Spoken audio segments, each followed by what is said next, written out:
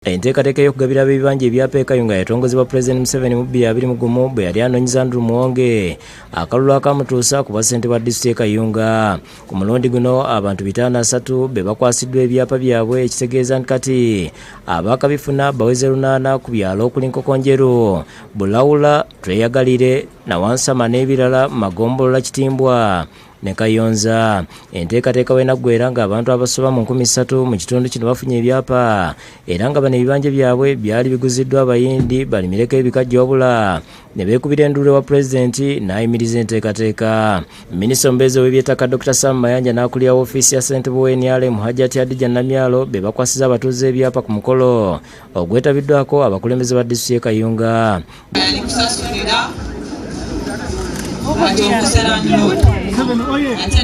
Dr. Mayanja asomesezza ku mitendera ow'ekibanja gy'ayitamu okufuna ekyapa n'awera okugoba ab'obukiiko bw'ettaka abasaba ab'ebibanja ssente nnyingi ne balemesa okwefunira ebyapa.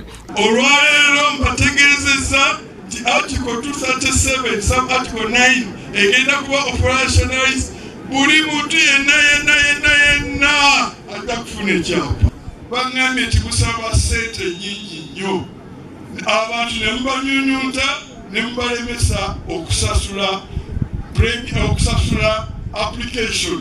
Ekyo kijja era bwe kinatuukako tujja kusazaamu appointment zammwe zonna. Ssentebe w'NRM e Kayunga alabudde abafunye ebyapa beewale bammanirenda kubanga bajja kubafera babatwaleko ebyapa.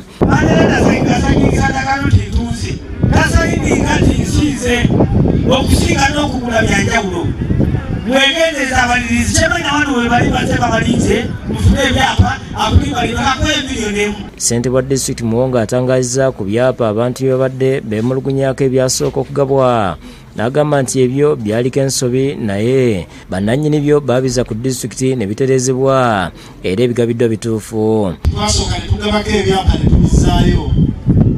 Ekituufu waliwo obuntu butono nnyo obwali bubulamu. Naye chairman w'erosi wano ayogedde wano ebyapa ebyo n'oba oyagala genda kufuna ku looni mu banka twala kaakati tebiinaako buzibu.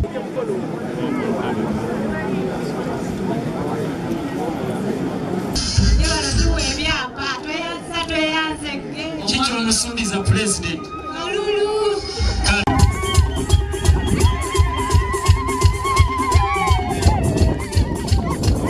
Download the app on App Store or Google Play Store now.